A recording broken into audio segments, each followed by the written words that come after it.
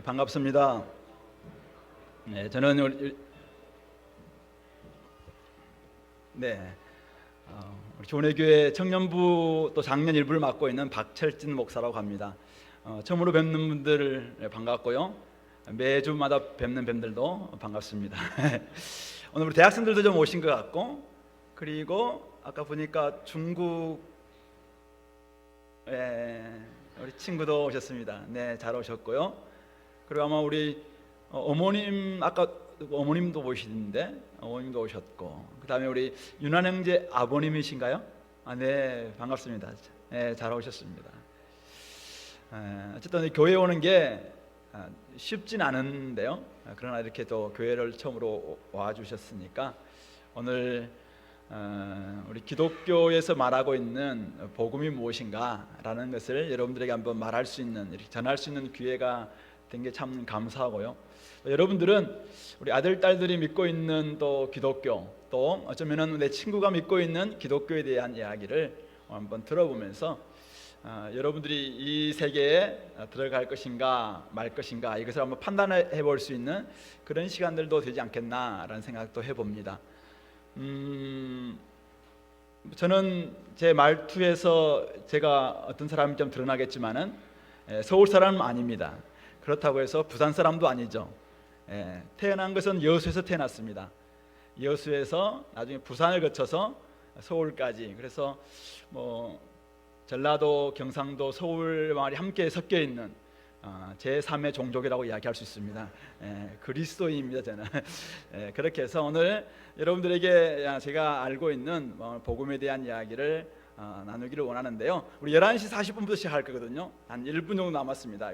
딱 11시 40분 되면은 우리 교회 노래 좀 하신다는 분들이 나와서 우리 하나님 앞에 먼저 우리 찬양을 한번 드리고, 그러한 다음에 제가 바로 여러분들에게 이야기하도록 하겠습니다. 그러니까 조금만 이제 시간이 다 됐습니다.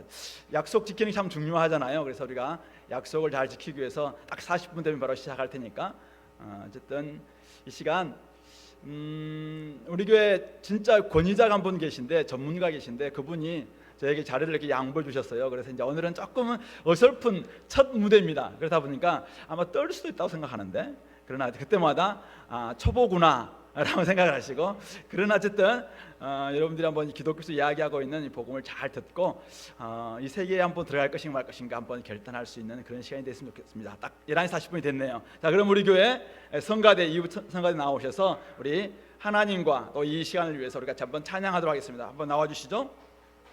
박수로 환영하겠습니다.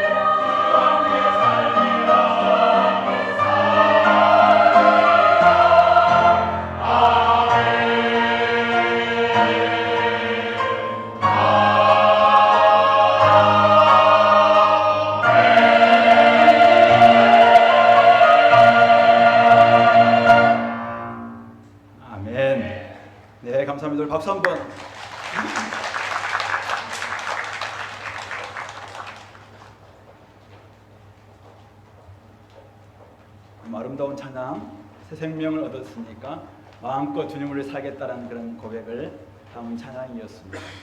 자, 그러면요, 우리도 이제는 기독교에서 이야기하고 있는 구원의 길이 무엇인가 한번 본격적으로 시작해 보도록 하겠습니다. 네, 한번 켜주시죠. 여러분들 강의안도 있는데 앞에 제가 PPT를 좀 만들었습니다. 네. 구원의 길 이렇게 됐죠. 그래서 먼저 구원의 길에 놓인 신앙 안으로 좀 들어가려고 하는데, 사실은 믿으려고 하는데 걸림돌이 있다는 것이죠. 그것들이 이제 뭔가라고 할 때 가장 먼저는 교회, 또 기독교인이 만들어 놓은 장애물들이 있습니다. 그러니까 내 옆에 있는 교회가 좀 잘 살아가야 되는데, 기독교인들이 좀 이렇게 행복하게 살거나 아니면 욕심 없이 살거나 아니면은 좀 정직하게 살거나 이렇게 살아야 되는데, 그렇지 않아서 도리어 교회, 하나님은 좋은데 예수님은 좋은데 교회는 싫다, 이렇게 해서 사실은 교회 들어가려고 하다가 걸려서 못 들어오시는 분들, 이게 바로 교회, 기독교인이 만들어 온 걸림돌이죠. 뭐 이런 경우들이 전도하다 보면 많이 이제 만나게 됩니다. 두 번째는 이제 지적, 제가 장애물, 지적 걸림돌이라고 했는데요. 우리 굉장히 좀 이렇게, 우리는 이성을 가지고 있잖아요. 지식적으로 생각해 보면은 기독교에서 이야기하고 있는 이해할 수 없는 일들이 참 많다는 거죠. 어떻게 하나님이 인간이 되었는가, 또 뭐 죽음에서 어떻게 3일 만에 부활했는가 뿐만 아니죠. 또 우리가 이 땅을 살아갈 때 하나님이 천지를 만들었다고 하는데, 내가 공부해 본 과학에서는 진화했다라고 이야기하고 있는데, 이런 것들이 지적으로 굉장히 이렇게 좀 걸림돌 되고 맞지 않을 때, 이런 것들이 좀 우리에게는 걸림돌이 되기도 합니다. 세 번째가 이제 실존적 걸림돌, 장애물, 제가 이렇게 했는데요. 우리 삶 가운데서 일어나고 있는 그 고통, 우리 삶에서 일어나고 있는 온갖 가난, 질병, 가난의 가정의 어려움, 이런 것들을 겪을 때마다 진짜 하나님이 살아계신다면 어떻게 이렇게 할 수가 있나 라는 그런 이야기를 좀 하면서, 결국은 교회에 가려고 하다가 마음을 접는 경우가 종종 있다는 것이죠. 자,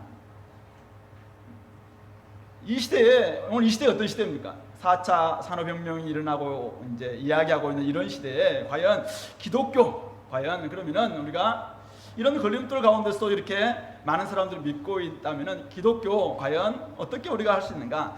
저는 우리 기독교에서 한 3가지 정도의 디딤돌, 이것을 좀 딛고 나아간다면 기독교 안으로 좀 들어갈 수 있겠다라고 생각하는 것 3가지를 좀 이야기할 겁니다. 첫 번째는 솔직한 질문에 대한 애정어린 답변. 성경, 우리 그 강의 안에서는 정직한 질문에 정직한 답변이라고 프란시스 셰퍼라는 분이 20세기에 사셨던 분이신데, 이분이 이렇게 이야기를 했습니다. 우리가 정직하게 질문을 가지고 나아간다면 정직하게 우리는 대답해 주겠다라고 이야기하는 겁니다. 그래서 제가 오늘 3권의 책을 여러분들에게 제시할 겁니다. 여러분들 진짜 지적인 부분에 있어서 내가 이거 좀 해결 안 돼서 내가 교회를 잘 못 나가겠다라고 하시는 분들, 첫 번째는 오늘 기독교를 믿을 수 없는 17가지 이유, 17가지 이유라고 되어 있죠. 여기 미국에 있는 마이어스라는 분이신데요. 이분이 사회심리학자입니다. 근데 이분이 17가지의 여러 가지 우리의 이런 질문들을 가지고 이성적인 답변들을 해놓은 그런 책이거든요. 이 책을 통해서 우리가 한번 과연 기독교를 믿을 수 있겠는가? 외국 학자가 쓴 책이니까 여러분들 한번 도움이 될 거라고 생각합니다. 두 번째는, 혹시 여러분들 아마 처음 보시면 차마 신이 없다고 말하기 전에, 우리 국내에 계신 분, 바로 뒤에 계신 분인데 저희가 담임 목사님이십니다. 담임 목사님이 쓰셨던 책인데요. 차마 신이 없다고 말하기 전에 라는 책인데요. 93년인가 나와서 지금까지도 여전히 많은 사람들에게 읽혀지고 있는 이런 책입니다. 거기에 기독교를 멀리하는 16가지 이유, 이런 또 질문을 던지고 있고 그거에 대해서 간략간략하게 이렇게 답변해주고 있거든요. 혹시 그럼에도 불구하고 여러분들이 이 책을 읽고도 해결 안 된다 하시는 분들 있으면 여러분들이 한번 이 질문을 적으셔서 직접 물을 수도 있고 아니면 다른 사람들에게 물을 수 있도록, 여러분들이 오늘 강의를 들으면서도 여러분들이 질문이 생긴다, 질문들 한번 적어서 나중에 우리 참하신이 없다고 말하기 전에 저자도 와 계시고 또 주변에 여러분들 믿고 있는 분들에게 질문도 한번 던져보고 그렇게 하겠습니다. 세 번째 책은 과학도들에게 제가 추천한 책입니다. 과학자 중에 우리나라의 지금 서울대 교수님이십니다. 오종학 교수님이라고 과학시대의 도전과 기독교의 응답이라는 책입니다. 저도 이제 읽어봤습니다. 원래 이분이 이제 무따끄라고 무신론 기자가 크리스찬 교수에게 던지는 질문인가 해가지고 이제 그 책을 쓰셨는데, 제가 그 책을 읽으면서 제가 해결할 수 없었던 굉장히 좀 이성적인 이런 질문들에 대해서 이분이 설명하는 것을 통했는데, 그 다음에 쓴 책이 이제 이 과학 시대의 도전과 기독교의 응답입니다. 그래서 혹시 자연과학을 공부하고 계시는 분들, 공학을 공부하고 계시는 분들, 또 진화와 막 이런 것들에 대해서 궁금하신 분들, 특별히 빅뱅이라든지 또 뭐 요즘 우주와 관련돼서 궁금하신 분들, 이 책 한번 여러분들 보신다면은 얼마든지 우리가 기독교에 정직하게 여러분들 질문하신다면은 정직하게 기독교는 답변해 줄 수 있다라는 것을 말해주고 있는 것입니다.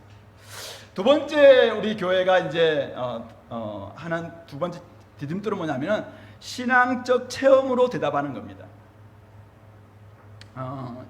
원래 그 이성 과학이 발달했던 게 이제 17세기, 18세기잖아요.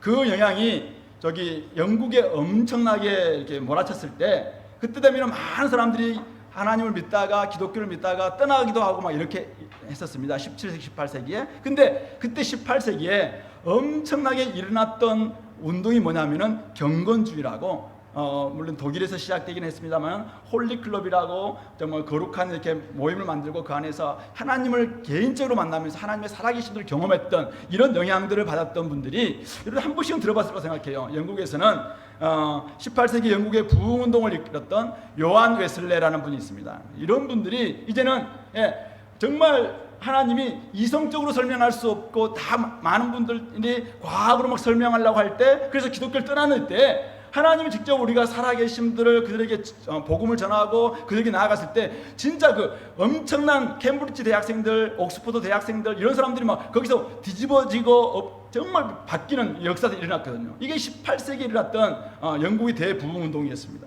그리고 그것이 미국으로 건너갑니다. 미국에 가면은 조나단 에드워드를 비롯해서 이런 분들이 미국에서의 이제 뭐 대각성 운동, 이런 여러분들 세계사 공부할 때는 나오는 거죠. 거기에서 정말 하나님을 개인적으로 만났던 신앙적 체험을 경험했던 사람들이 엄청나게 일어나서, 그때 대학생들이 학생 자원자 운동을 통해서 곳곳에, 세계 곳곳에 나아가게 됩니다. 그래서 우리나라에도 왔던 언더우드라든지 아펜젤러라든지 이런 분들이 다 미국의 대학생 운동을 통해서 대학생들 때 예수님을 신앙적으로 체험하고 주께로 돌아와서 그들이 삶을 드렸던 이런 부분들이죠.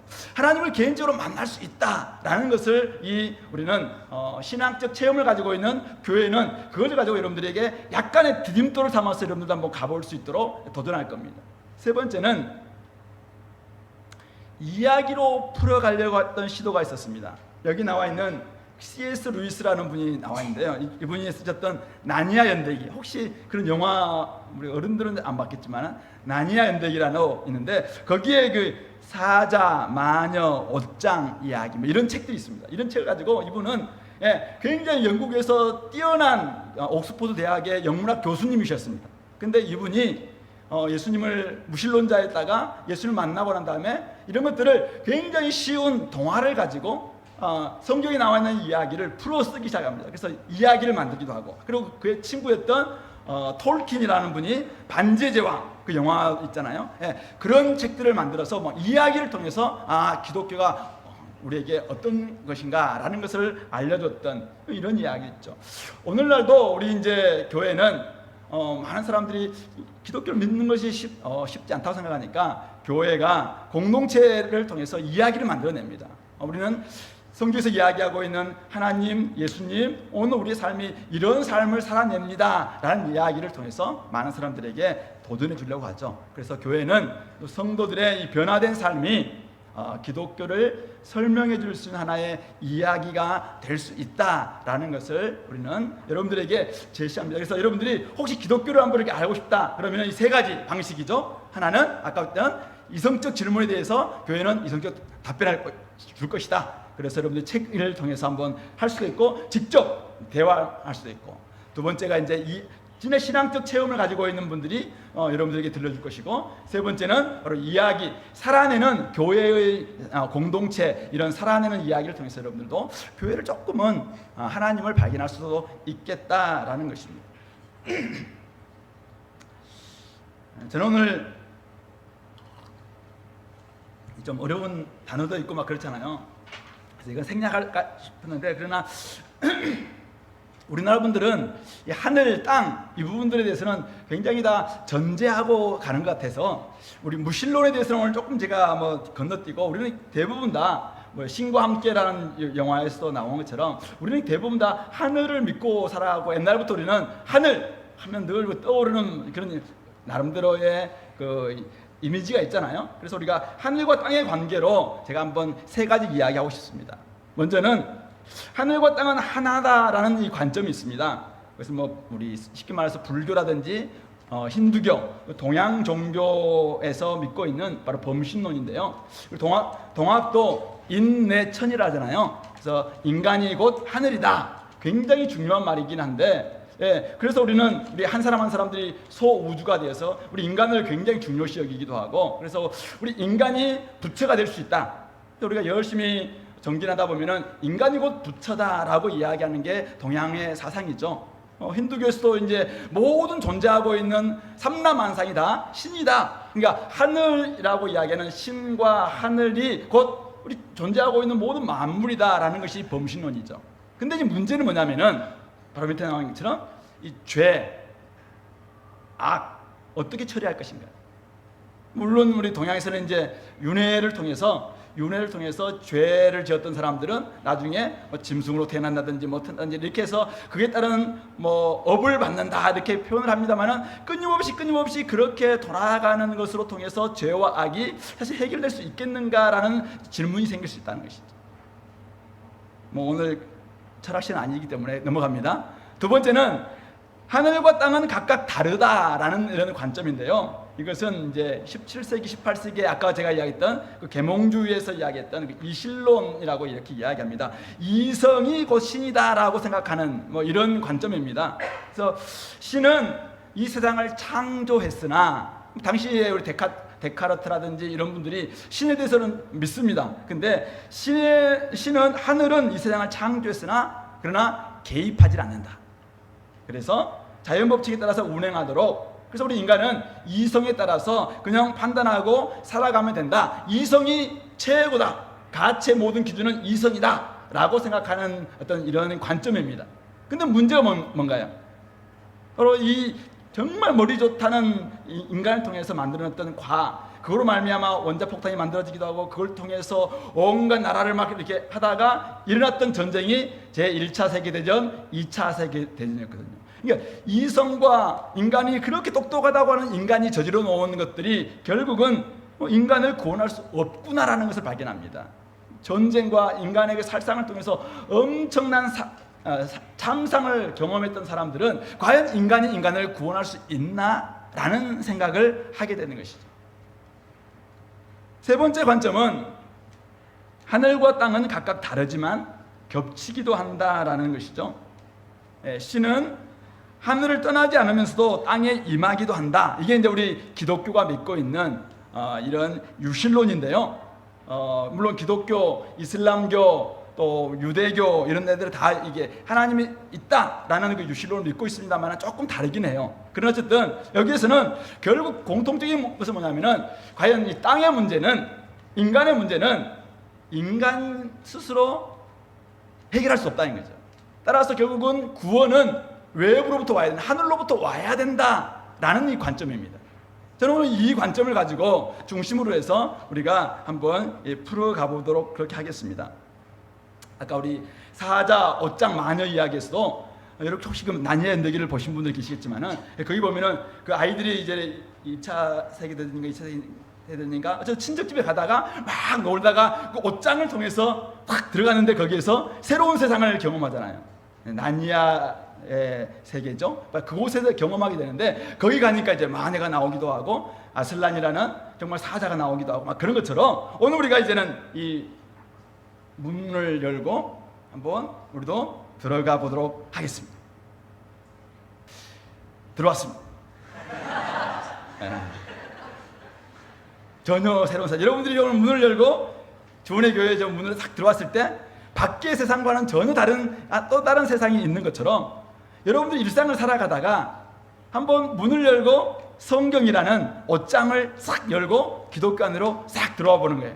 그럼 그 안에는 어떤 세상이 펼쳐지고 있는가? 저는 오늘 5가지의 이야기인데요.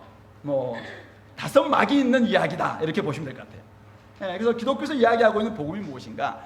복음이라는 것은 그 헬라어에서 왔는데 헬라어는 유앙겔리온입니다. 유앙겔리온. 옛날에 로마 시대 때 황제가 등극했을 때 파발꾼이 막 달려가서 와, 황제가 등극했습니다. 좋은 소식이 임했습니다.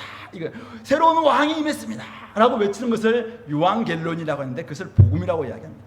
바로 그것을 오늘 기독교에서 그대로 차용해 와서 기독교에서 이제는 우리에게 새로운 왕이 임했습니다 라는 이야기를 지금 하고 있는 것이죠. 첫 번째 이야기는 우리 성경을 딱 열어보면은 하나님은 하늘과 땅을 창조하신 창조주이시다라는 것입니다.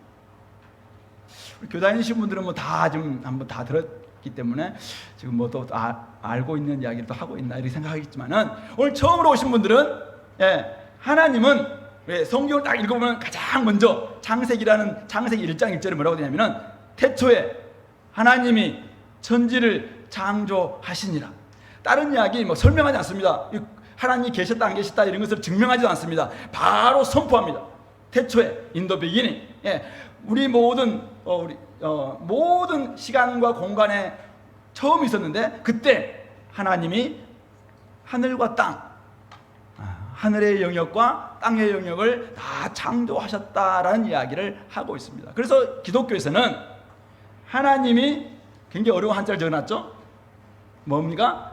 주인이시다라는 것을 우리는 고백하는 겁니다. 성경에서 이야기하고 있는 첫 번째 이야기 이것을 전제하지 않는다면은 다른 두 번째, 세 번째, 네 번째가 성립이 안 돼요. 그래서 하나님은 하늘과 땅을 창조하신 창조주시다. 그래서 하나님은 주인이시다라는 것입니다. 그래서 우리 창세기 1장 2절에서는 우주 만물을 어떻게 창조했는지, 인간을 하나님이 어떻게 창조하셨는지, 인간을 창조하신 분이 누구인지라는 것을 계시하십니다. 이 계시란 말은 원래 연극 같은 데 보면은 이렇게 막이 딱 이렇게 내려왔다가 막이 확 열리잖아요. 아포칼립스라는 단어인데 어쨌든 그것이 확 열리는 겁니다. 열리는 거. 열림으로 말미암아 이제는 이렇게 안에 누가 있는지 보여주는 것이죠. 계시는 결국은 우리가 막 찾아가서 아무리 연구하고 알지도 못하고 열심히 우리가 공부하고 연구하고 실험하고 했는데도 알지 못했는데 하나님이 그것을 막을 싹 열어줌으로 우리가 알게 된 것, 이것을 계시라고 이야기합니다.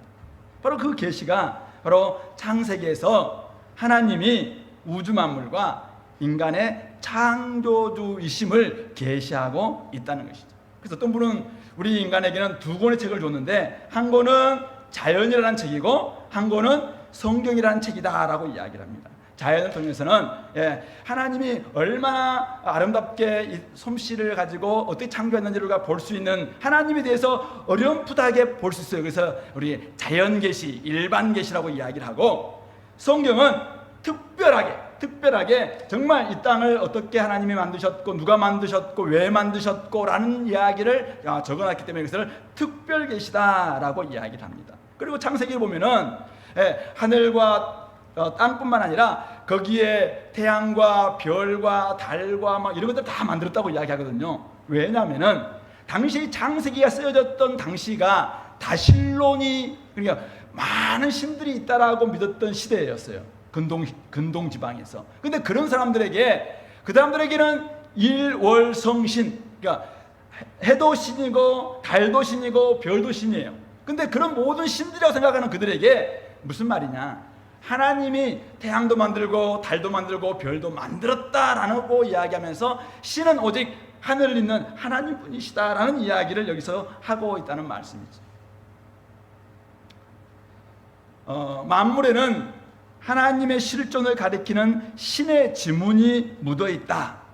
미국의 목사님이신데 팀 켈러라는 분이 이렇게 했는데요. 우리 만물, 우주 만물에는 하나님이 진짜 살아계심을 이렇게 가리키는, 실제로 존재하는 것을 가리키는 하나님의 지문, 정확하게는 하나님이라는 걸 딱 드러나진 않아요. 근데 우리 지문을 딱 찍으면은 이거 누군가 제 지문은 제밖에 없잖아요. 우리나라에서는 마찬가지로 우리 이 자연 만물은, 우주 만물에는 곳곳에 하나님의 지문이 묻어 있다는 거예요.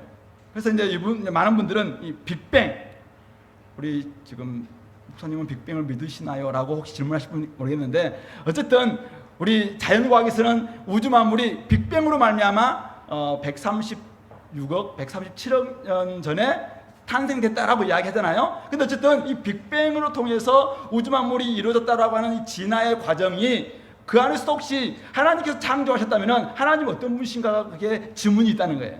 그리고 우주, 왜 지구에만 우리 생물이 존재하고 있는가? 그리고 곳곳에는 왜 이 우주가, 엄청난 우주가 있는데 우리가 살고 있는 이 태양계가 있는 우리 은하계만 해도 2,000억 개가 되는 별들이 있기도 하고, 또 가장 가까이 있다는 안드로메다 그 우주에도 한 2배 정도 이야기합니다. 2배 정도, 4,000억 개의 별들이 있고, 이런 엄청난 우주들이 막 있는데, 그런 가운데 지구에 인간이 살 수 있도록 만들어준 것은 굉장히 어떤 미세 조종이 되지 않았으면 안 됐다라는 그런 이야기를 하면서, 어쨌든 신이 만약 없다면은, 지적인 존재인 신이 없다면 이것들이 과연 설명할 수 있겠는가, 이런 이야기. 그리고 자연이 이렇게 규칙적으로 돌아가고 있는데, 자연의 법칙들이 있다고 하는데, 그래서 우리 스티브 호킹 같은 분은 위대한 설계로 그 자연 자체가 선택해서 자연이 이렇게 됐다라고 이야기를 하고 있지만은, 그 안에도 우리 설명할 수 없는, 그래서 신이 정말 없다면은 어떻게 규칙적으로 이렇게 돌아가면서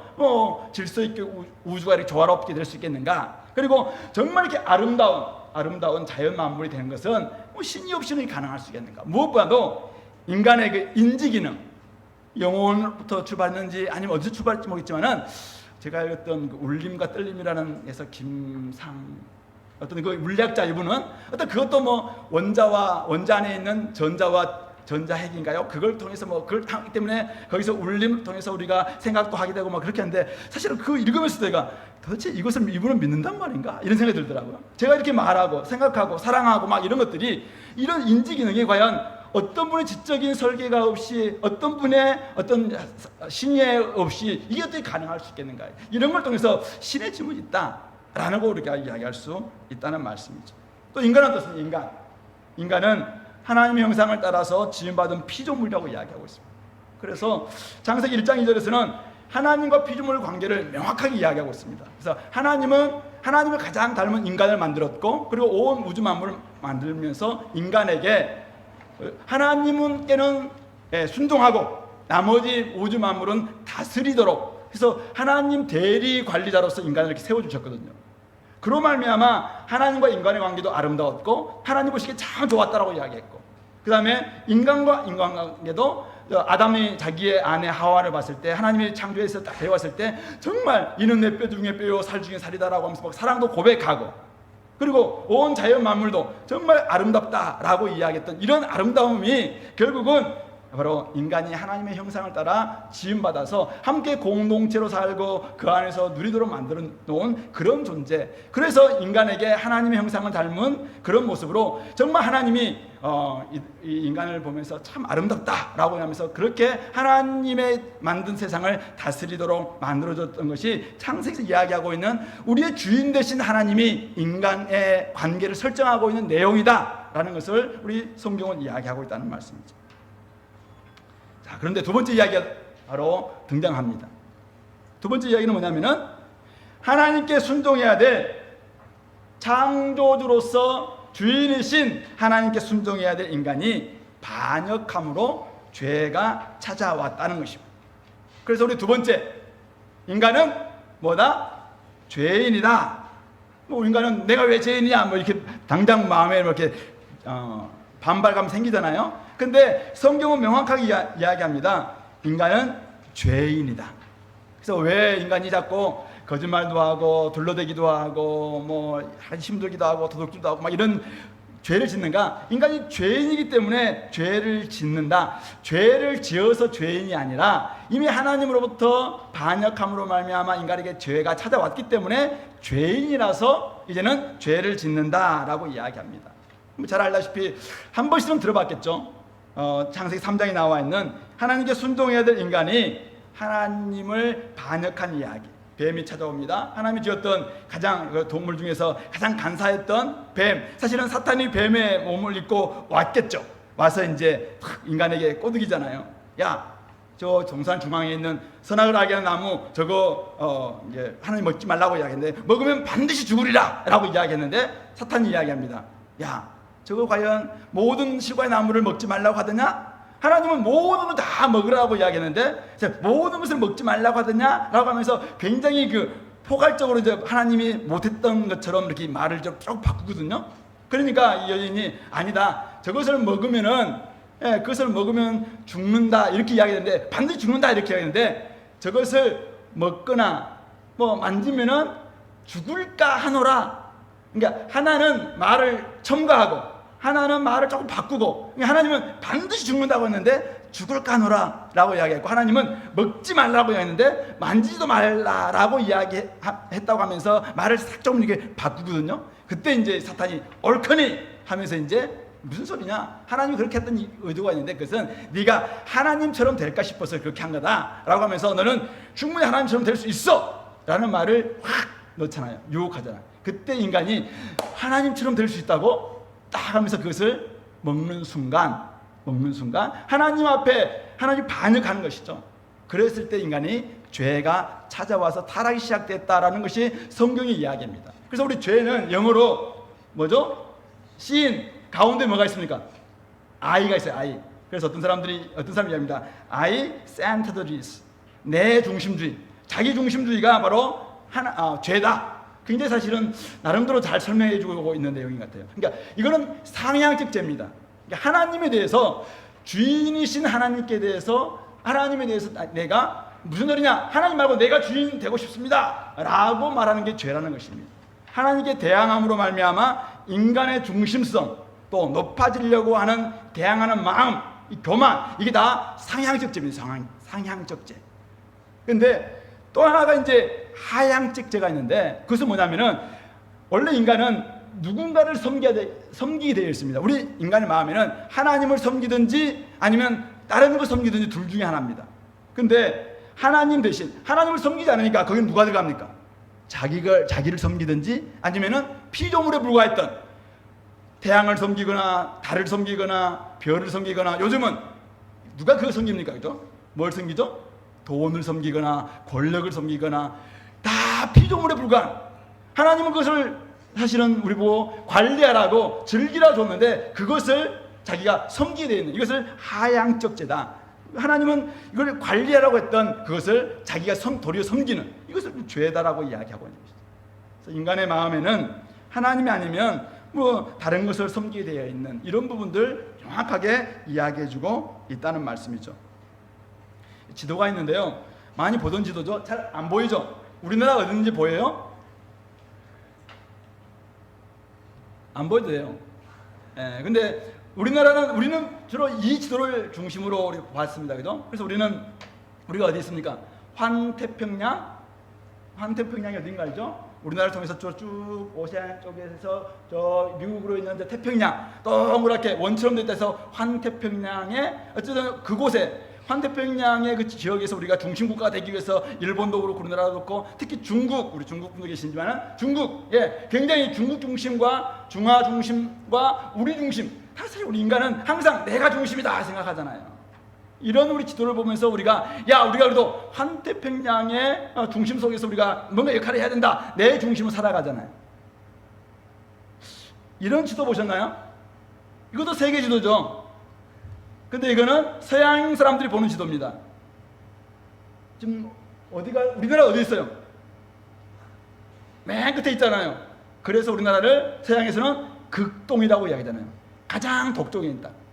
예, 동쪽 끝에 있다 해서 극동이에요. 극동 방송이 있듯이 극동 지역은 동쪽 끝에 있어요. 그러니까 저 서양에 있는 영국이라서 도대체 옛날에는 코리아가 뭐 어딨냐 이제 모르는 이유가 저 구석 끝에 있으니까. 영국 그린위치 천문대인가요? 거기에 경도선이 지나가잖아요. 그래서 그걸 중심으로 해서 가까이 있는 이스라엘 중도들은 근동이라고 이야기하고 있고 우리나라는 저 극동이라고 이야기하는 거죠. 이런 말들은 중심을 어디에 두고 있느냐? 자기가 다 중심이에요. 내가 중심이냐? 이것은 다 뭐로부터 출발했다? 죄의 모습이라는 거예요. 죄의 모습. 그래서 창세기 맞나요? 창세기 4장에 보면은 우리는 죄로 말미암아 모두 다 죽을 수밖에 없는 존재. 이 에노스라는 이제 아이가 태어나는데 원래 카인의 후에 아시잖아요. 카인의 후에 영화도 있었는데 카인이 자기 동생인 아벨을 죽입니다. 뭐 아까 그렇게 서로 사랑하고 했던 인간과 인간의 관계가 형제 안에서도 막 시기 질투 생기니까 동생을 죽이기도 하는 이런 일이 벌어지는 거죠. 에덴의 동쪽에서 일어났던 일들이에요.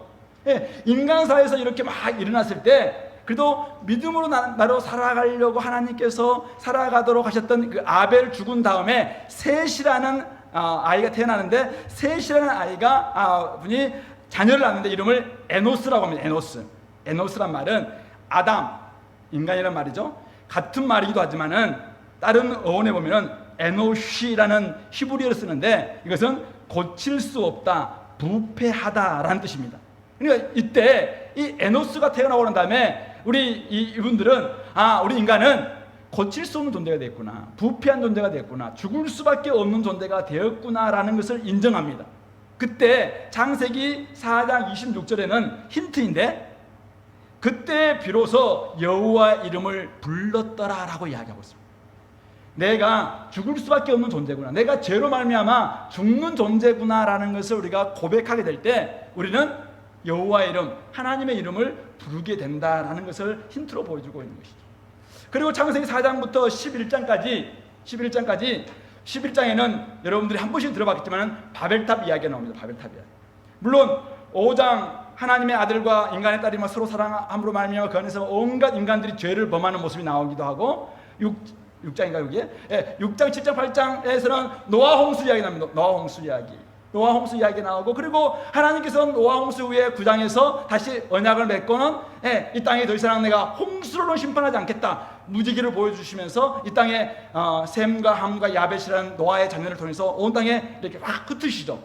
그때 흩어졌던 한 사람들이 저 신할 땅 바벨이라는 곳에서 바벨탑을 쌓으면서 그들이 끝까지 하나님께 올라가려고 합니다. 인간 자꾸만 스스로 구원해 보려다가 결국은 우리 창세기 4장부터 우리 오늘날까지 마찬가지죠. 인간은 계속 죽는 존재임을 기록해주고 있습니다. 스스로 구원하려다가 우리 인간은 스스로 구원할 수 없다라고 이야기함에도 불구하고 스스로 구원하려다가 죽는 존재라는 것을 성경은 우리에게 잘 보여주고 있다는 말씀인 것이죠. 그래서 이것을 그림으로 표현한다면은 뿌리가 뽑혀 있는 나무와 같다는 것입니다. 하나님이라는 어쩌면 수원지, 하나님이라는 깊은 양분이 있는 땅에서 우리가 끊임없이 우리 양분을 공급받아야 살 수 있는 존재인데 하나님으로부터 떨어졌어요. 하나님으로부터 분리되어 버렸어요. 생명의 근원인 하나님으로부터 우리가 멀어졌습니다. 그 결과 어떤 일이 벌어지겠습니까? 지금 뿌리가 뽑혀 있는 나무, 어쩌면 이 나무들도 지금 뿌리가 뽑혀 있는 나무긴 한데 지금 살아있는 것 같잖아요. 근데 이미 꺾여 있습니다. 물 안에 지금 있지만은 곧 죽는다라는 것을 우리가 알고 있듯이 뿌리가 뽑혀 있는 나무는 사실은 곧 죽게 될 존재다라는 것을 보여주고 있습니다. 물론 우리는 잘 볼 수 없습니다. 오늘 우리는 다 숨 쉬고 있기 때문에 우리가 왜 죽냐, 죽는 존재가 아니다라고 생각할 수 있어요. 그러나 잠시만 생각해봐도 진짜 우리가 서로 사랑해야 할 존재인데 왜 인간 사이 속에서 그렇게 미움이 생겼습니까? 요즘 정치도 시끄럽고 온 나라가 시끄럽고 또 북과 남미 시끄럽고 그 다음에 중국과 또 미국도 시끄럽고 온갖 서로 사랑하고 아름다워야 될 존재가 왜 이렇게 미움이 찾아왔는가? 성경은 명확하게 이야기합니다. 사랑에 무한대로 사랑이 많으신 하나님으로부터 뿌리가 뽑혔기 때문에 사랑이 공급이 안 되니까 미워할 수밖에 없는 존재라는 거예요. 무한한 지혜가 있는 하나님으로부터 뿌리가 뽑혔으니까 지혜가 없어요. 그러니까 내일이 불안해요. 그래서 우리는 불안하고 두려움에 갖고 우울증 걸리고 이런 것들도 하나님의 무한한 그 양분을 공급받지 못하기 때문이라는 거예요. 하나님은 무한히 살아계시는 신이시죠. 그래서 영원한 존재입니다. 시간적으로도 무한해요. 근데 거기로부터 뿌리가 뽑혔습니다. 시간에 유한이 찾아왔어요. 그래서 죽음이 찾아온 것이죠. 이런 것들이 다 뿌리가 뽑혀있는 인간의 죄된 인간의 모습이다라는 것입니다. 당연히 하나님과 인간의 관계도 갈등하게 되었고 인간과 인간관계도 서로 싸우게 되었고 또 인간은 자연을 막 이렇게 옛날에는 정말 관리하고 잘 다스리겠는데 지금은 온갖 자연을 괴롭히기도 하고 이런 모습이 우리 인간에게 찾아오게 되었다라고 이야기합니다. 이 그림 혹시 어디 보셨나요? 어디 나와 있는 그림이죠? 참으신이 없다고 말하기 전에 보면은 이 그림이 나와 있는데요. 혹시 선물로 받으셨던 분들도 한번 읽어 보셨으면 좋겠는데요. 거기 보면은 이 누가 엄마 꽃게인지 알겠죠? 엄마 꽃게가 이야기하는 거예요. 아가 꽃게야, 앞으로 걸어라. 저 방향은 화살표, 이정표는 저기다. 우리가 저렇게 가야지 우리가 이제는 먹이도 있고 살 수 있다라고 이야기하는데 이 아가의 꽃게는 어떻게 합니까? 옆으로 걷는 거예요. 앞으로 걸으라니까. 그리고 자기도 보여주는 게 옆으로 걷는 거죠. 왜요? 아까 이야기했다시피 인간은 뿌리가 뽑혀 있고 인간은 이미 죄인이기 때문에 앞으로 걸을 수가 없는 존재가 됐다는 거예요. 아무리 앞으로 걸어라. 옛날에 우리는 속담에 바람풍 해봐. 혀 짧은 그 알잖아요. 바람풍. 아니 바람풍이 아니라 바람풍이라니까 라고 했던 거를 그 이야기 똑같은 거예요. 우리 인간은 옆으로 걸을 수밖에 없는 존재로 지금 태생적 한계를 가지고 있는 죄인이 되었다는 말씀이죠. 아무리 앞으로 걸으라고 해도 아무리 사랑해라 해도 사랑이 안 돼요. 서로 땅에서는 좀 정직하게 살아라 라고 이야기해도 정직히 안 살고 이것들 다 하나님으로부터 분리되어 있기 때문에 죄인이기 때문에 그렇다라고 이야기하고 있는 것입니다. 여기에 하나의 이야기가 추가되고 있는데요. 하나님은 이 타락한 세상을 구원하기 위해서 이방의 빛으로 이스라엘을 창조합니다. 그래서 창세기 12장부터 말라기, 구약성경, 제가 가지고 있는 성경이 있는데 성경에 창세기 12장부터 구약성경인 말라기까지는 이 이스라엘에 관련된 이야기입니다. 하나님이 이 타락한 세상을 좀 구원하기 위해서 그건 놔두지 않고 구원하기 위해서 하나님은 바로 이 아브람, 이스라엘의 조상이었던 아브라함을 부르시는 이야기를 합니다. 그래서 그들에게 하나님이 너희 아버지다. 너희의 창주인이시다. 그리고 나를 위해서 섬기며 산다면 내가 너에게 복을 주겠다라는 일이 계약을 딱 맺습니다. 언약을 딱 맺으면서 그렇게 살도록 이야기하면서 세상 사람들에게 이스라엘 밖에 있는 사람들에게 야 진짜 우리가 구원받으려면 하나님을 우리 아버지로 모시고 순종하게 살 때 하나님이 이렇게 복 주시는 분이다 라는 것을 보여주면서 그렇게 빛을 비추도록 그렇게 하나님은 작정하시고 이스라엘을 창조합니다. 한마디로 말해서 구조대원을 통해서 이 반역하는 세상을 조금은 더 구원하고 싶은, 그래서 그들에게 빛을 비춰주고 싶은 그런 목적으로 하나님께서 그렇게 하신 것이죠. 이스라엘은 세상을 구원하기 위한 하나님의 비전을 잘 보여주기 위해서 열심히 하나님을 섬기고 그 다음에 자기는 자기 속에 있는 막 어두움들을 다 벗어내고 하나님의 순종함으로 말미암아 복을 받고 작은 민족임에도 불구하고 거기서 진짜 하나님이 우리를 얼마나 멋지게 이렇게 도와주셨는가라는 것을 보여줄 책임이 있겠죠. 그래서 모든 세상 사람들도 모든 나라들도 다 구원받고 하나님 안에 들어올 수 있도록 해야 되겠죠. 그런데 빨간 글씨 밑에 보시면은 그러나 구조대원을 구조해야 될 형편이 되었다는 거죠. 이스라엘이 구조대원의 역할을 못하는 거예요. 그들이 정말 가서 빛을 비춰야 되고 야 저기 가면 구원이 있습니다. 저기 가면은 진짜 하나님이 우리 주인이십니다라고 이야기해야 되는데 삶을 그렇게 못 보여주는 거예요. 늘 뭐 우상 숭배하고 주변 사람들하고 싸우고 자기가 도리어 더 막 가는 사람들 막 등쳐먹고 이런 일들을 벌여주니까 안 되는 거죠. 그래서 하나님은 수많은 선지자들을 보내십니다. 선지자를 보내서 특별히 제가 오늘 여기 이사야 세 구절 정도를 이렇게 했는데 11장에 보시면은 이사야 선지자를 예수님이 태어나시기 한 700년 전에 사셨던 분이세요. 이분이 메시아가 다스리는 평화의 나라에 대한 이야기를 막 전합니다. 이새의 뿔로부터 진짜 메시아가 올 텐데 그가 오게 되면은 사자와 어린 양이 함께 뛰어놀고 독사굴에 어린이가 장난쳐도 물지 않는 그런 정말 평화의 나라가 될 것이다 라는 이야기를 막 펼쳐줍니다. 그리고 55장에 가면은 돈 없는 사람들도 오고 값 없는 사람들도 와서 마음껏 그것을 사야 된다. 근데 진짜 중요한 것은 네가 알지 못하는 그 나라가 너에게 지금 다가오고 있다라는 이야기를 합니다. 그리고 65장에서는 새 하늘과 새 땅을 창조하는 정말 새로운 하나님이 주인 되는 그런 나라가 임할 것이다 라는 이야기를 막 전하죠. 그런데 이스라엘 백성들은 그 구조 역할, 대원 역할들을 감당하지 못합니다. 그래서 하나님께서는 하나님의 구출 작전을 직접 시행하게 되는데, 근데 오해하지 말 것은 이것은 이스라엘이 실패했기 때문에 다시 하나님께서 계획을 세우신 플랜 B가 아닙니다. 하나님의 플랜은 메시아를 통해서 온 땅을 구원하는 것이 하나님의 플랜이었어요. 그런데 이스라엘에게 그런 것을 시범 케이스로, 모델 하우스로서 이렇게 보여주기 위해서, 하나님 시범을 보여주기 위해서 이스라엘 창조하셨지만 이스라엘은 끊임없이 실패하죠. 그래서 하나님은 결국은 하나님의 구출 작전이 시행되는데, 그것이 바로 세 번째 이야기입니다. 우리가 한번 파란 글씨만 같이 읽어볼까요? 잠이 오니까 시작.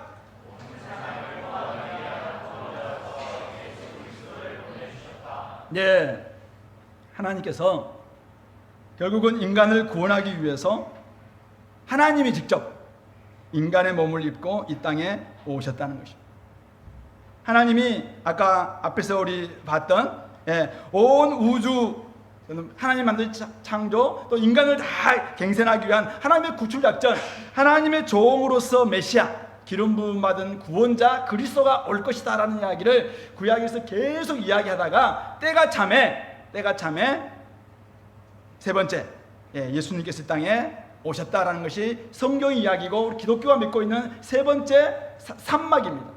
예수님이 이 땅에 뭘로 오셨다? 구원자로 오셨다. 메시아가 되셨다. 예수가 구원자 그리스도시다 라는 것이 우리 기독교에서 이야기하고 있는 중요한 이야기입니다. 여기에는 하나님의 아들이신 그분께서 오시는 것이고, 그분이 메시아의 역할을 하는 것이고, 그분은 인간의 모든 죄를 다 감당하기 위해서 인간의 몸을 입고 올 것이다. 그러니까 사실은 메시아가 되려면은 아까 우리 하늘과 땅의 문제에서 이야기했습니다만은 세 가지가 있어야 돼요. 하나는 인간을 구원할 수 있는 능력이 있어야 되겠잖아요. 그래서 하나님의 아들이어야 합니다.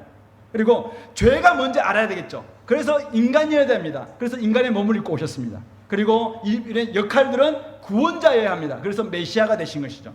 그래서 어쨌든 예수님이라는 그 이름 안에 하나님의 아들이고 인간이기도 하고 메시아라는 이 삼중된 역할들이 다 수렴되는 그런 역할들을 예수님을 통해서 우리가 볼 수 있다는 말씀인 것이죠.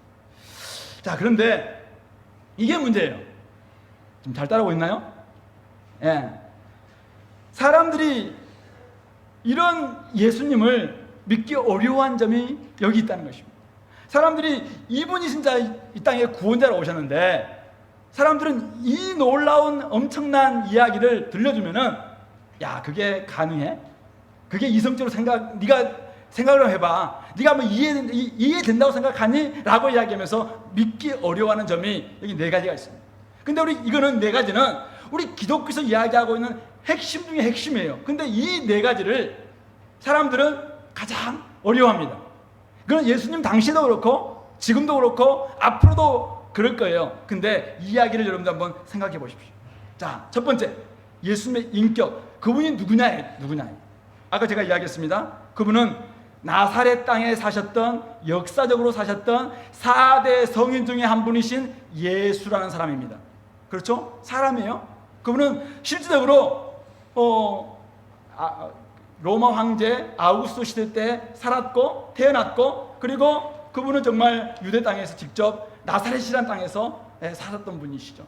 근데 그분이 하나님의 구원자 메시아 그리스도다라는 것을 본인 입으로도 이야기했고 많은 성경도 지금 이야기하고 있다는 것이죠.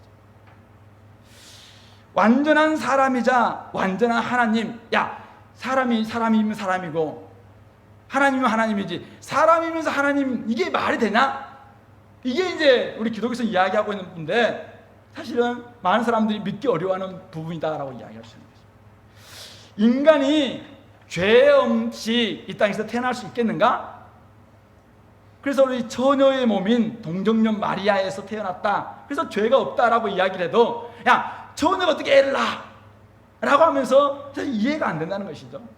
사실 제가 생각해도 이해가 안 될 것 같아요. 처녀가 애를 낳다니, 남자도 없이. 그게 과학적으로 설명이 되나요? 이게 안 돼요. 그러니까 참 어려운 부분이죠. 근데 성경은 가능하다라고 해요. 왜요? 하나님이시기 때문에. 성령님으로 말미암아 가능했다라고 이야기합니다. 자, 두 번째. 그래, 좋다. 태어났다. 그놈을 내가 믿겠다는 거죠. 믿을 수 있다 생각. 두 번째는 뭐냐면은, 예수님께 일어났던 일이, 예수님의 사역이 도대체가 믿겨지지 않아요. 예수님의 사역은 많은 일을 했습니다만 딱 두 가지, 가장 중요한 두 가지는 십자가의 죽으심과 죽음에서 부활하심, 이 두 가지입니다. 그래서 십자가의 죽으심을 생각해 보면은, 물론 예수님은 십자가에서 로마 총독인 빌라도에 의해서 재판에서 부정적 재판이었지만은 사형 언도를 받고 십자가의 형을 받아서 가장 비참한 죽음을 죽었어요. 그런데 성경은 그가 정치범으로서가 아니라 인간의 죄악을 대신 지시고 담당하심으로 죽었다. 구약에서도 그렇게 이야기했던, 구약에서도 인간의 죄를 해결하기 위해서는 어린 양이 죽어야 되는 것처럼, 신약에 오면은 예수님이 오셔서 하나님의 어린 양이 되셔서 인간의 모든 죄 문제를 담당하기 위해서 예수님께서는 피할 수 있는 길이 많이 있었음에도 불구하고 그 길로 걸어가셨고, 거기에서 예수님은 십자가에서 죽으셨다. 죄의 싹은 사망이기 때문에 인간은 다 죽을 수밖에 없는 존재, 에노스이기 때문에 죄의 싹을 인간이 다 담당하려면 너무나도 하나님 마음이 슬프니까, 하나님이신 예수님이 직접 이 땅에 오셔서 인간의 모든 죄 문제를 해결하기 위해서 직접 죽어 주셨고, 대신 죽어 주셨고, 그리고 우리에게는 이제는 이 죄의 값을 다 담당했기 때문에 우리에게는 너는 이제는 죄 없다, 속죄함을 주기 위해서 십자가에 죽으셨다. 십자가에 죽었다는 것은 이해되겠지만 왜 그분이 내 죄를 담당하냐, 이거 못 믿겠다는 거예요. 또 죽음에서 부활하셨다고 얘기했어요. 아니, 죽음에서 살아난 사람이 있나요? 구원을 위한 죽음이 옳았다라는 것을 하나님께 인정하신 이 사건인데, 죄와 사망을 패하시고 살아나셨다는 것입니다. 생명의 주가 되셨다는 거예요. 새로운 세상을 이제는 열어나는, 이제는 부활의 몸을 입고 이제는 정말 살아나셨다. 그래서 우리가 옛날에는 죽을 수밖에 없는 존재였지만 예수님이 죽음을 다 무찌르고, 이제는 죽음이라는 이 모든 무기, 마귀는 우리 인간에게, 야, 너희들은 아무리 해봤자 죽을 수밖에 없어. 예수도 하나님의 아들로 왔지만 내가 죽일 거야 라고 하면서 그를 죽였어요. 그런데 가장 강력한 무기인 이 죽음을 가지고 예수님에게 덤벼들었죠. 그런데 예수님은 그 가장 강력한 죽음이라는 무기를 딱 패하시고 죽음에서 딱 살아나면서, 하나님이 옳습니다, 하나님이 맞습니다, 하나님은 우리는 생명의 주인이십니다, 우리는 이제는 죄의 모든 문제 해결하고 이제 우리는 자유하게 되었습니다 라는 것을 선언해 주셨던 바로 이 부활 사건. 이 십자가와 이 죽음이 예수님께 일어난 두 가지 사건인데, 사람들이 이야기하면은 이게 가능하냐. 세 번째, 이거는 예수님이 메시아로 오셨다면은 행해야 될 일이 뭐냐 이거죠. 당시 유대인들이 기대했던 바는 뭐냐면은 정치적 메시아였습니다. 그들은 끊임없이 다윗과 같은 대왕, 강력한 힘을 가지고, 당시에 이 다윗 시대, 솔로몬 시대 때는 그 팔레스타인 지역의 패권을 차지했거든요.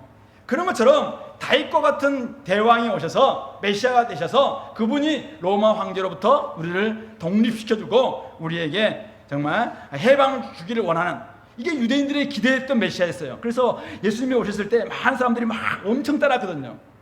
근데 예수님은 어떤 일을 하셨습니까? 십자가에서 달리신 메시아가 되셨어요. 고난받는, 아까 우리 구약성에서 이야기하고 연약하게 고난받는 그리스도가 되셨다는 말씀이죠. 오늘도 많은 사람들이 예수를 왜 예수님 믿으면 복 받고, 예수님 믿으면 부자 되고, 예수님 믿게 되면 정말 우리 앞날이 탄탄대로 되고, 막 그걸 기대하면서 예수님 우리의 구원자가 되어 주시길 바란다고 합니다. 그런데 예수 믿으면 나중에 제가 이야기했지만은 그냥 여전히 가난하고, 여전히 병들고, 여전히 힘없고, 여전히 이 땅에서는 또 그냥 어려움 가운데 있어요. 이런 사람이라면 과연 메시아 내가 믿을 수 있겠느냐? 그런 메시아라면 내가 안 믿겠다. 이렇게 하시는 경우가 많다는 거예요. 예수님은 가장 중요한 문제를 해결하셨음에도 불구하고 그거 말고 사람들이 기대하는 게 뭐냐? 이 땅에서 뭘 잘 먹고 잘 사는 이것 기대하면서 그런 메시아를 기대해야 하는데, 근데 예수님은 그런 메시아가 아니라 인간의 가장 중요한 죄 문제 해결하는 메시아가 되어져서 연약함이 되셨거든요. 그러니까 사람들은 예수 믿기를 어려워한다는 것입니다. 한마디로 말해서 어떤 동물이죠? 숲속의 왕, 사자가 되기를 원해요. 그것도 이 엄청난 갈기와 그 다음에 이빨과 그 다음에 발톱인가 손톱인가, 이걸 가지고 모든 악당들 다 제거할 수 있는 이런 사자 되기를 원해요. 이게 사람들이 기대하는 메시아입니다. 근데 예수님은 무슨 동물이죠? 어린 양. 예수님은 철저하게 인간의 모든 죄를 짊어지고, 구약의 어린 양이 한 사람의 죄를 대신 지고 피를 흘리고, 그 피가 구약에 보면은 쉽게 이야기에 나오죠. 하나님의 심판이 막 올 때 어린 양의 피가 문설중, 문 기둥과 이게 지방에 딱 있는 그 집안에는 안 들어가 확 지나갔잖아요. 그것처럼 어린 양이 되심으로 우리의 모든 죄 심판을 다 뛰어넘게 만들어 주신 어린 양이 되신 이야기. 이게 기독교에서 이야기하고 있는 구원자 메시아라고 이야기하니까, 야, 그런 메시아라면 내가 안 믿겠다. 이 믿기를 굉장히 어려워한다는 것입니다. 하나가 더 있는데요. 예수님이 인간의 문제를 해결하는 방식이 뭐냐면은, 처음은 사람들을 좀 언짢게 합니다. 예수님은 다른 이야기합니다. 예수님이 처음에 등장하자마자 했던 말씀이 뭐냐면은 회개하고 복음을 믿으라라는 것입니다. 회개하라. 사람들을 언짢게 만듭니다. 내가 왜 죄인이냐 이거죠. 왜 내가 회개해야 되냐? 아까 이야기했죠. 기독교에서는 명확합니다. 하나님이 주인이신데, 주인이신 하나님을 거부한 채 내가 주인처럼 살았던, 하나님이 주인이신데 피조물을 주인처럼 숭배했던 그 모든 것들을 이제는 회개하고 방향을 바꾸고 회개하라라는 것입니다. 두 번째가 더 믿기 어려워한데 구원의 방식 때문에 그렇습니다. 뭐냐면은 나는 죄인이에요. 근데 기독교는, 불교에서도 그렇고, 공덕을 많이 쌓으면 네가 조금 더 나은 단계 올라갈 것이다. 어떤 사람들은 한 계단 한 계단 올라가면은 우리가 언젠가는 내가 뭔가 이렇게 대단한 사람이 되어 있겠지라는 것이 대부분 인간들이 가지고 있는 구원의 방식들이에요. 그래서 우리가 열심히 뭔가를 찾다 보면은 정말 그분께 이룰 수 있다라고 생각하는 것이 인간의 방식입니다. 근데 예수님은 뭐라고 이야기합니까? 인간은 스스로 구원할 수 없다. 그래서 인간 스스로 죽어야 될 대속물이 필요하다. 그게 바로 나라라고 이야기하는 거예요. 그리고 구원은 거저 주시는 하나님의 선물이다. 내가 모든 일을 다 이뤘기 때문에 내가 주는 이 선물로는 받기만 하면 된다. 딱 한 가지 조건이 있다. 그것은 뭡니까? 착한 사람이 아니라 용서를 구한 죄인이면 된다. 그러니까 내가 죄인임을 인정하고, 예수님, 하나님, 내가 죄인입니다. 그래서 저도 그 구원 받고 싶습니다라고 그분께 나아가는 착한 사람이 구원받는 그런 종교가 기독교는 아니라, 용서를 구한 죄인이라 할지라도 이거는 무슨 죄인이든, 그것은 범죄를 많이 저질렀던 죄인이든, 아니면 마음속에서 온갖 지금 나를 미워했던 죄인이든, 아니면 관계가 어그러졌던 죄인이든, 어떤 죄인이든 자기의 죄를 하나님 앞에 고백하면서 용서를 구하기만 한다면, 예수님이 이루셨던 그 모든 일이 정말 나를 위한 일이셨군요 라는 것을 이해하면서 그것을 용서를 구하기만 한다면은 구원을 받을 수 있다라고 말씀하시는 이 내용이 이해가 안 된다는 거예요. 많은 종교는 착한 사람이 구원받는 거 아니냐. 많은 종교는 덕을 쌓아야지 구원되는 거 아니냐. 많은 종교에서는 공덕을 더 쌓아라. 그래서 108 번뇌를 다 없애기 위해서 전배를 하고 온갖 것을 하다 보면은 내가 그래도 좀 뭔가 이렇게 속에 있는 것을 다 없어지겠지, 이렇게 생각하는 거예요. 그러나 기독교는 그래봤자 인간이 구원할 수 없다. 인간의 힘으로 안 된다. 그래서 하나님이 다 이루셨기 때문에 내가 죄인입니다라는 것을 용서를 구하기만 하면 하나님은 우리에게 선물 주신다. 이게 바로 기독교에서 이야기하고 있는 구원 방식이라는 것입니다. 네 번째, 네 번째 같이 읽어볼까요? 시작. 우리의 반응은 주님의 말씀을 그대로 받아들이고 그를 영접하면 된다라는 것입니다. 이것이 우리 기독교에서 이야기하고 있는, 즉 회개하고 주를 믿는 사람이 구원받는다라는 것입니다. 이것이 바로 교회가 되고 성도가 되고 하나님 나라의 백성이 되는 유일한 방식입니다. 다른 게 없습니다. 회개, 방향을 전환하는 겁니다. 내 중심에서 하나님 중심으로, 주님 중심으로 바꾸는 겁니다. 그리고 믿음, 예수님을 영접하고, 예수님이 아까 우리 어떤 분이신가, 아까 앞에서 이야기했던 네 가지의 이야기, 굉장히 아이러니인데 이게 믿기 어려운데 사실은 이걸 믿기만 한다면 우리에게는 구원이 주어진다. 그래서 영접하기만 한다면 나는 이제는 새 이스라엘이고 하나님 나라의 백성이 된다라고 이야기하는 것이죠.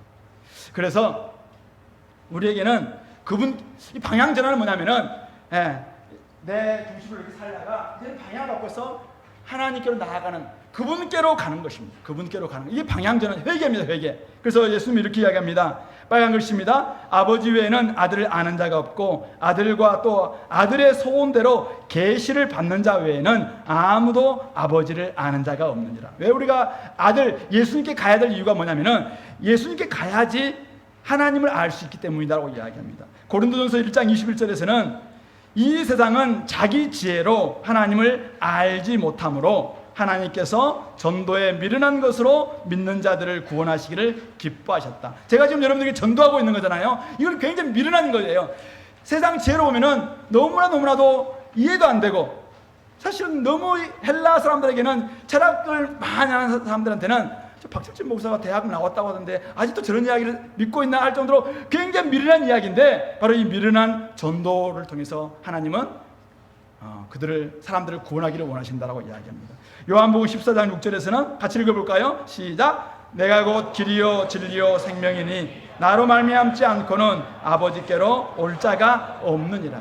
그분을 통해서만 하나님을 알 수 있다라고 이야기합니다. 두 번째는 그분이 하셨던 일을 믿으면 됩니다. 믿음은 무엇이 제일 중요합니다. 무엇을 믿을 것인가? 예수님은 하나님을 보여주신 분이시다라는 것을 믿으시기 바랍니다. 예수님은 하나님과 화목하는 길을 제시하셨다. 그래서 이 세상 나의 모든 죄를 지시고 이 땅에 오셨고, 지기 위해서 오셨고, 그리고 십자가에 죽으시면서 나의 죄와 그 형벌인 죄의 삭신 사망을 다 담당하셨다. 그리고 이제는 나에게는 나의 죄와 나의 죄책과 나의 형벌까지도 이제 다 해결해 주신 분이시다. 그러면 나는 하나님과 화목하고 하나님과 이제는 좋은 관계가 될 수 있다라는 것을 믿으면 된다는 것입니다. 그리고 그럼에도 불구하고 안 믿기지는 사람이 있다면 이거 한번 생각해 보시고, 진짜 중요한 문제가 무엇인지 따져보는 것입니다. 사람의 목숨보다, 사람의 영혼보다 더 중요한 게 있을까? 죽음이 우리에게 찾아옵니다. 그때 성경은 이야기합니다. 한 번 죽는 것은 사람에게 정해진 것이고 그 뒤에 심판이 있다고 이야기합니다. 그런데 딱 죽었는데 심판이 없어. 그러면은 속았다라고 할 수 있지만 아무것도 없이 우리가 끝나는 거죠. 이거는 그냥 본전입니다. 근데 자기는 심판이 없다고 생각해. 한 번 죽으면 끝이고 그 뒤에는 아무것도 없다라고 생각했는데 딱 죽었는데 심판 짓네. 그럼 어떻게 돼요? 그때 엄청난 일이 벌어지는 거잖아요. 성경은 이야기합니다. 하나님과 분리되어 있는 영적 죽음은 영원한 죽음, 영원한 지옥, 영원한 형벌로 이어진다라고 이야기합니다. 그래서 우리의 영적 죽음인 이 하나님과의 분리가 영적 생명으로, 하나님과의 다시 화합함으로 말미암아 하나님이 주시는 그 생명을 얻는 삶으로 바꿔지는 것이 바로 구원인 것이죠. 그래서 우리는 지금 그러므로 구원을 통해 생명을 얻어야 되는 것입니다. 우리가 할 수 있는 게 없어요. 그러나 하나님이 이미 다 이루셨다고 이야기했습니다. 예수님을 통해서 다 이루어 주셨습니다. 따라서 그것을 우리가 딱 받아들이기만 한다면은 우리는 다 죽을 거예요. 그러나 죽고 난 다음에 우리에게는 영적인 영원한 생명으로, 영원한 나라로 우리가 가게 된다는 것입니다. 우리 마태복음 16장 26절에 온 천하를 다 얻고도 목숨을 잃는다면 무엇이 유익하겠느냐라고 이야기합니다. 여러분들이 이곳에서 열심히 살았습니다. 그래서 이 땅에서는 다 이뤘습니다. 천하까지도 얻었습니다. 그런데 죽었는데 내 목숨을 잃어요. 내 영혼을 잃게 되고 내 생명이 영원한 생명으로 나아가지 않는다면 여러분들이 이루었던 것 아무런 의미가 없을 수 있다. 이 중요한 문제를 한번 여러분들이 생각해 보셨으면 좋겠습니다. 마지막 5번째 같이 읽어볼까요? 시작. 새하늘과 새 땅, 부활의 몸을 가진 온전한 회복이 이루어진다. 우리 기독교는 인간의 죽음으로 모든 게 끝난다라고 말하지 않습니다. 마지막 하나의 더 그림이 있는데 마지막 막이 있습니다.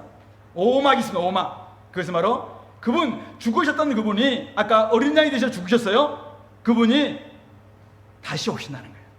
그분이 오심으로 말미암아 재림하심으로 말미암아 새하늘과 새 땅, 구약에서 이야기했던 그 새하늘과 새 땅, 그리고 인간의 예수님도 죽음에서 부활하심으로 말미암아 부활의 몸이 되었는데 우리 모든 인간들도 죽었던 사람들, 지금 살고 있는 사람들, 천국 먼저 간 사람들 다 함께 부활의 몸을 가지고 있는 새로운 회복이 온전히 이루어진다라는 것을 우리는 믿는 사람들입니다. 그것이 우리 신약 성경인 마지막 책인 요한계시록에서 이야기하고 있고 데살로니가전서 많은 또 로마서 8장 많은 책들에서 이것을 이야기하고 있습니다. 즉 시간과 역사의 종착점이 오고 있다는 것입니다. 그때 올 때는 어린 양이시던 그분이 유대 지파의 사자가 되어서 왕의 귀환으로 오신다라고 이야기합니다. 그때 모든 운명을 결정짓는 질문이 하나 있습니다. 그 질문은 뭡니까? 그를 믿느냐? 어디 이게 하나의 질문입니다. 나를 믿느냐? 예수 그리스도를 믿느냐? 그렇게 하면은 그분의 나라에서 영원토록 그분과 함께 하나님과 분리되지 않고 영원 생명을 얻는 것이고, 만약 믿지 않습니다, 저는 안 믿었습니다 라고 한다면은 성경은 명확하게 이야기합니다. 영원한 불못이라고 하는 지옥 형벌을 당할 수밖에 없는 그 마지막 그림이 우리에게 있다라고 이야기하고 있는 것이죠. 그분은 다시 오십니다.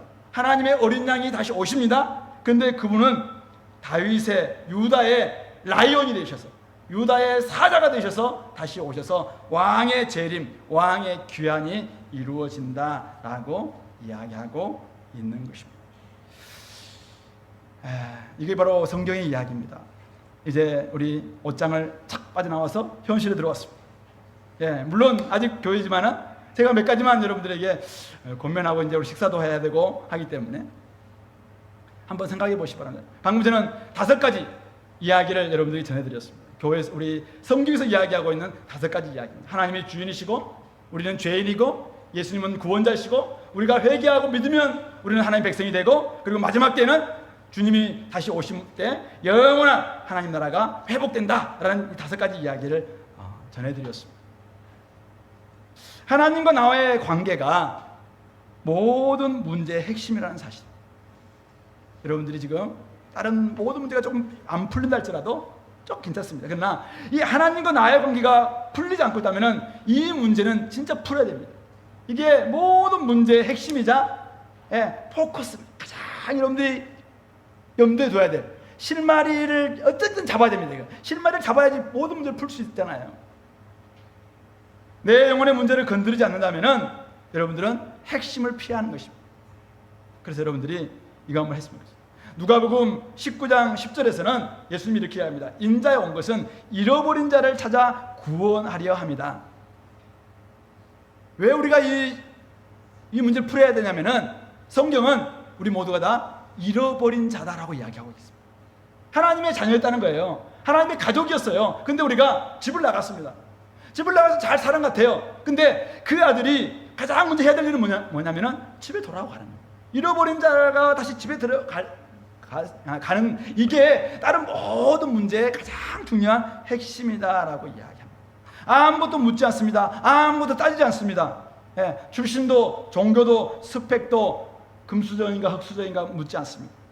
오직 잃어버린 자라는 것을 인정하고 하나님 관계를 풀어야 되겠다라고 한다면 하나님께서 풀어주신다는 것입니다.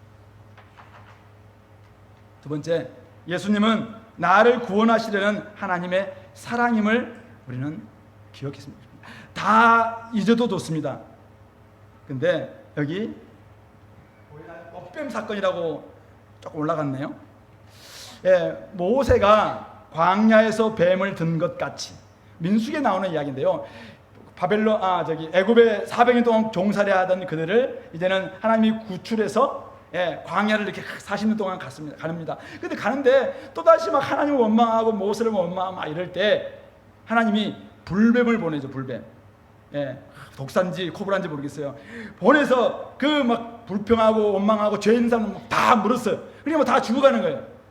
그때 하나님이 모세에게 너 청동으로 뱀을 만들어라. 그래서 장대 높이 달아라. 그래서 그 놋뱀을 쳐다보는 사람들은 살 것이다.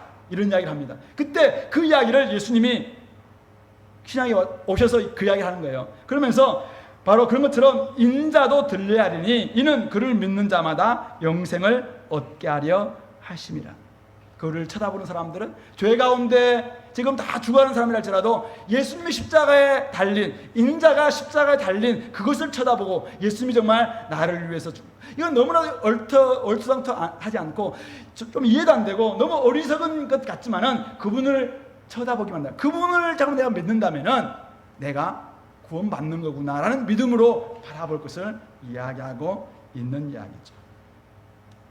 조금인데 또 올라갔네요.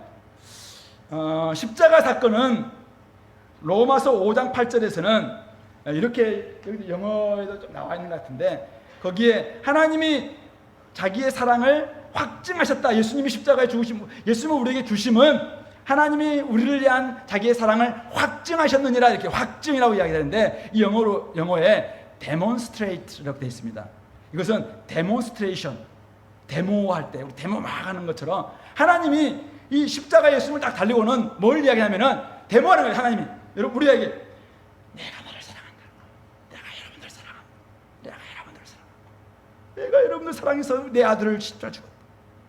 이게 하나님의 사랑이에요. 예수님의 십자가 죽으심은 여러분들을 향한 하나님의 사랑이다. 그것을 표현하고 있습니다. 그리고 하나 더, 아까 팀 켈러라는 분이 쓴 책입니다. 탕부 하나님이라는, 탕자라는 말은 들어봤는데 탕부라는 말은 제가 여기 처음 들어봤습니다. 영어에 나와 있는 이 프로디걸이라는 단어 자체가 그 풀이를 내놨더라고요.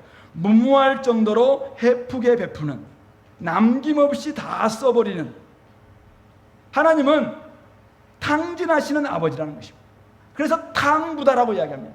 우리 자기 자녀가 집에 돌아오면은 집안 살림도 별로 없음에도 불구하고 모든 걸 다 내어서 온 동네 잔치하시는 그 아버지의 모습들을 여기서 탕부 아버지다 이렇게 표현하고 있어요. 누가복음 15장에 나오는 그 이야기입니다. 그래서 아버지의 마음이 바로 이런 것이다. 저는 이런 하나님의 사랑을, 오늘 좀 시간이 좀 많이 있으면 제 이야기를 조금 이야기하려고 했는데 시간이 별로 없어서 제 이야기는 간략하게 할 수밖에 없겠네요. 원래는 지금 좀 딱 끝날 시간이라고 제가 잡았는데 하다 보니까 조금 더 길게 왔어요. 근데 저 개인적으로 저는 전남 여천구 남면 유성린 성고 539번지 여수에서 배 타고 한 3시간 정도 가는 낙도에서 태어났습니다. 금오도라는 섬입니다. 그곳에 태어나서 그곳에서 6학년 때 신앙생활을 했습니다. 돈 갖고도 못 가요 하나님 나라 막 보는데 무너졌던 교회가 어떤 전도사님이 오셔서 교회를 다시 이렇게 세우시면서 우리 초청했을 때 교회 가는 게 너무 좋았습니다. 근데 저에게는 병이 있었습니다. 그래서 어떤 병을 어쨌든 고치고 싶은 마음도 있었고, 그렇게다가 제가 어쨌든 하나님 앞에 나가서 늘 간절하게 눈물로 기도했던 것 같아요. 그냥 제 병 고쳐달라고 기도했습니다. 중학교 3학년 때 80년 5월 30일 날 저는 부산으로 이제 이사를 오게 됩니다. 그곳에서 부산에서 앞에 보니까 교회가 있어요. 그래서 그냥 제가 찾아가서 교회를 갔습니다. 말이 제가 막 전라도 말을 하고 그러니까 막 친구들이 막 웃고 막 그렇게 이야기해요. 그래서 막 사실은 사람들 앞에서 막 말도 제대로 못 하고 부끄러워하고 말하기만 막 떨리고, 오늘도 좀 떨긴 했지만 하여튼 이렇게까지 옛날에는 막 더 떨었어요. 엄청 떨었거든요. 막 떨리고 말하면 웃고 그러니까 말도 잘 못 하는 거예요. 그러는데 교회에서는 제가 참 열심히 했던 것 같아요. 그래서 교회에서는 굉장히 많은 사랑을 받았습니다. 총각 때 집사도 되었습니다. 그러다가 군대를 갔습니다. 군대를 갔는데 제가 우리 대학생들하고는 수련하면서 이야기를 했습니다만은 제가 진짜 신앙 좋은 줄 알았는데 군대 가보니까 제 신앙이 별로 안 좋더라고요. 그래서 막 대모 진압 엄청 나가 서울 전경으로 있었는데 대모 진압 엄청 나가고 예배도 잘 못 드리고 막 그렇게 하면서 저도 그때 하나님 앞에 진짜 잘 살 거라고 했는데 그렇게 미끄러집니다. 그러다가 제가 하나님 앞에서 결단합니다. 한번 돌아오면은 내가 돌아오면 내가 제대로 한번 믿고 싶다. 그래서 캠퍼스 대학 시절 때 돌아와서 성경을 공부하다가 이게 바로 하나님의 사랑이구나라는 것을 발견하고 그때 참 많이 울었습니다. 저는 2남 7녀, 저희 형님이 계시고 제가 7번째입니다. 제 여동생 둘도 있습니다. 딸, 아들, 딸 이렇게 태어났습니다. 그러니까 뭐 제가 대학 다니는 사람, 제까지는 제가 언제 유일한 대학생.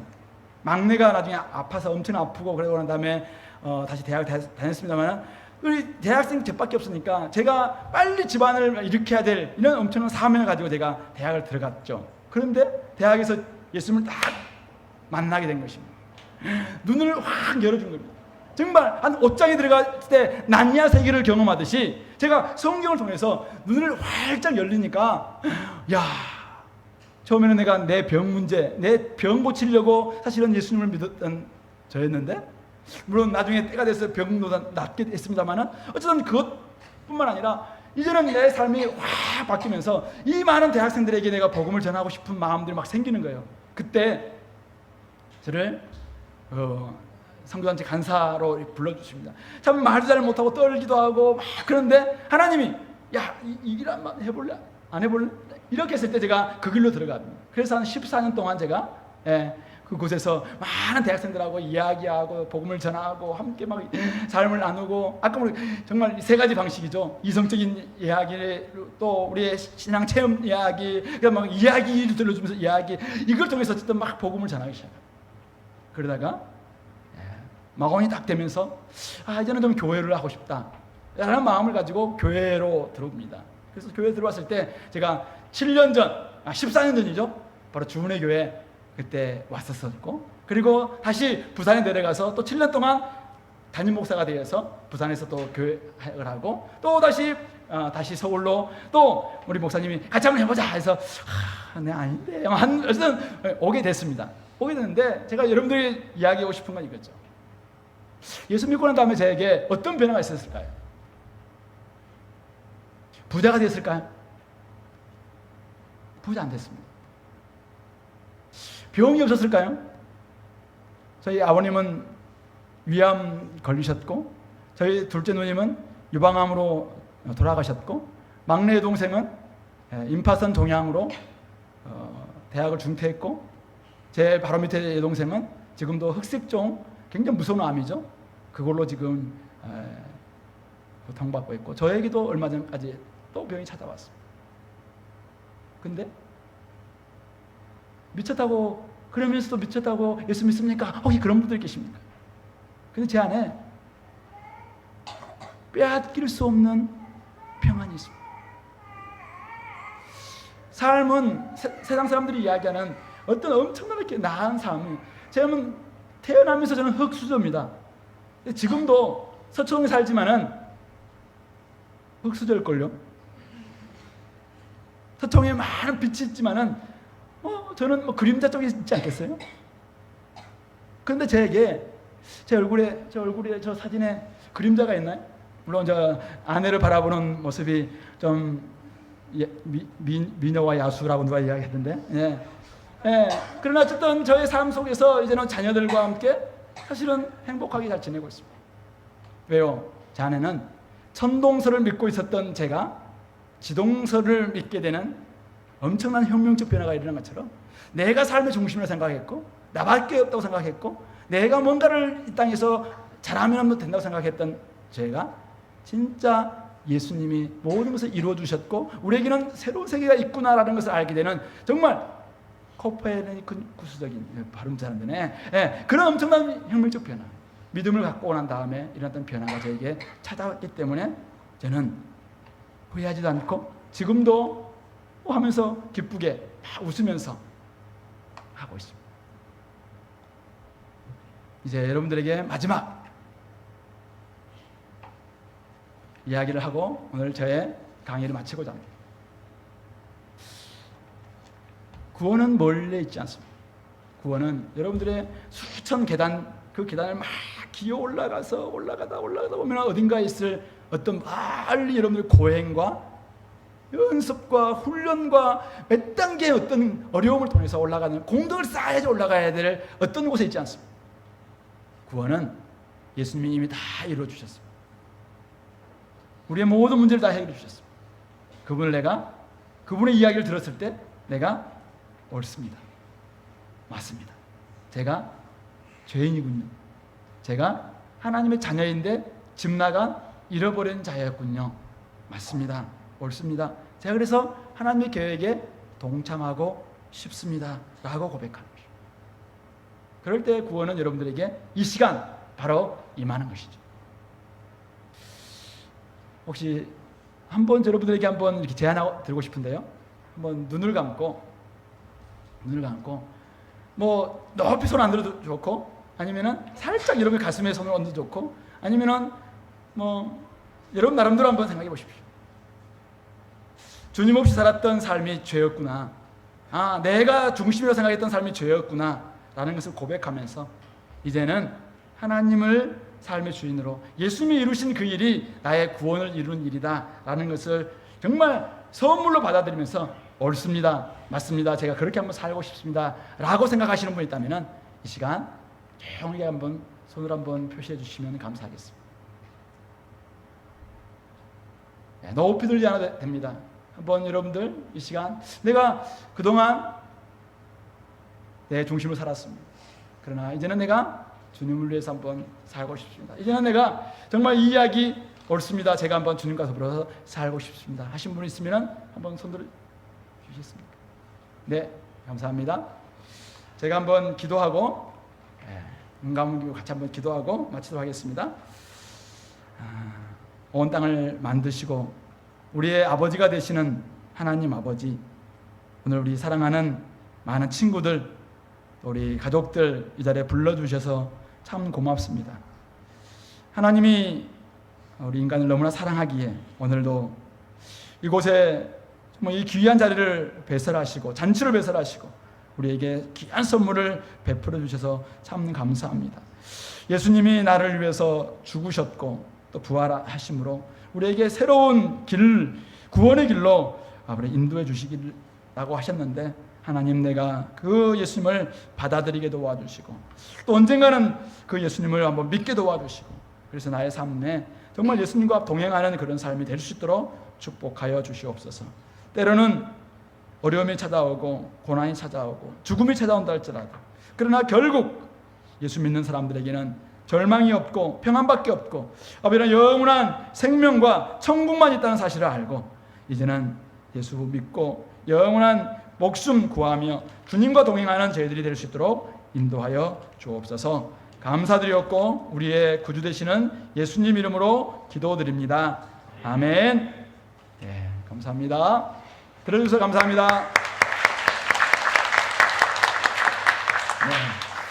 네, 어쨌든 우리 새로 오신 분들이 많이 이렇게 보이는데요. 일일이 제가 뭐 이름도 잘 모르겠고 하는데, 우리 뭐 중국에서 오셨고 또 일본에도 오시고 저기 멕시코에서 오시고 또 곳곳에서 오셨던 많은 분들, 우리 옆에 있는 분들 서로를 한번 보면서 우리 서로 격려 박수 한번 부탁합시다. 네, 잘하셨다고. 네, 감사합니다. 자, 그러면은 이 시간에는 어떻게 식사를 주시는 거죠? 네, 1시간 좀 넘는 시간 동안 여러분들이 같이 들었는데, 이제는 교회에서 준비한 식사 준비할 테니까 그대로 앉아 계시면 되나요? 네, 앉아 계시면 여러분들에게 식사가 아마 제공될 것 같습니다. 좋은 시간들 보내시면 좋겠고, 혹시 질문이라든지 있는 분들은 전화 우리 목사님이나 다른 분들에게 꼭 질문해 주시면 감사하겠습니다.